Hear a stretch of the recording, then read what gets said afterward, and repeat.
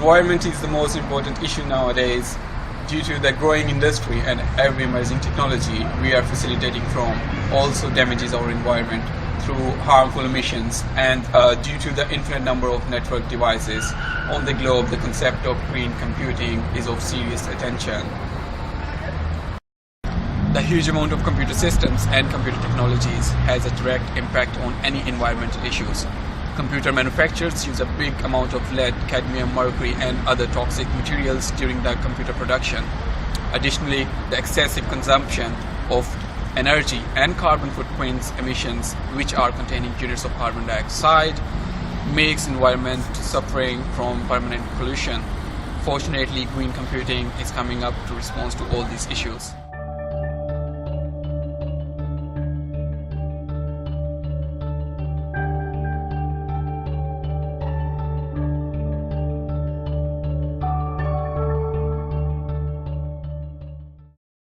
Let me highlight the advantages of green computing. First of all, it's reducing costs by reducing power consumption in green machines. Second is a good corporate image, shows professional ethical responsibility of industry. And the last and not the least is the helping the environment, human-friendly environment, by reducing emissions. And now, let me put a light on the disadvantages of the green computing. First, green computing is quite expensive to implement. The second is not readily available yet, and still in experimental stages.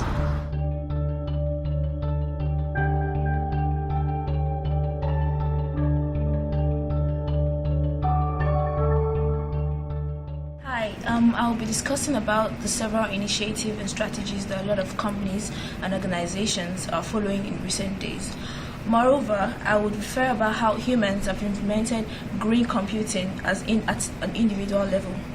Implementation of green computing have already been achieved in many organizations around the world.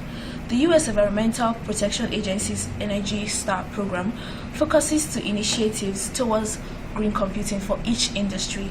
In Europe, government agencies set up a number of environmental regulations addressing waste management, recycling, disposal of certain type of waste, industrial emissions and pollution control. The European Union is also setting up a system that encourages businesses to voluntarily develop their own environmental standards and practices. Some strategies have been implemented by several industries, such as to develop a sustainable green computing plan and to reduce paper consumption. On the individual level, some ways you can implement green computing are to set a sleep time for your PC. People earn more through power saving and they reduce the emission of power in the environment, and then stop leaking power. After you've turned up your PC, verify that you switch it off physically from the wall in order to stop spending power. Don't dump your computer, make your computer sustainable, and then go paper free. Do not waste paper printing without reasons. Thank you very much.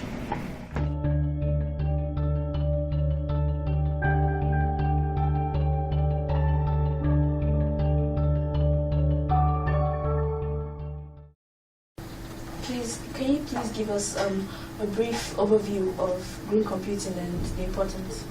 Okay, so green computing brings together lots of different resources that are distributed either within the same country or across country boundaries.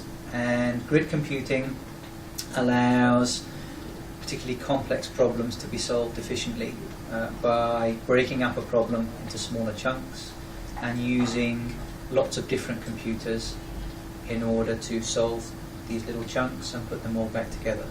In terms of the benefits of grid computing and its relevance, then it's very relevant to the area of science around things like the Large Hadron Collider in CERN in Switzerland that is there trying to solve and find out key fundamental issues in physics.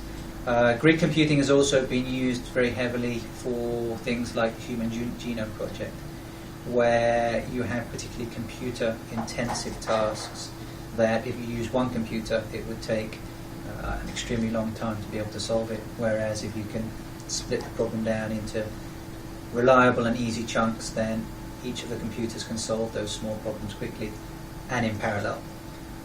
Okay, please can you just tell us the awareness of green computing right now? In terms of grid computing, many people don't know it happens. So, for example, many of the solutions out there, with Facebook, for example, the next generation of grid known as the cloud, where your information and your data may well be stored across different computers. So in terms of awareness, then it's fairly limited in the public, but actually most of us use it on a day-to-day basis. Thank you very much. Okay. Yeah.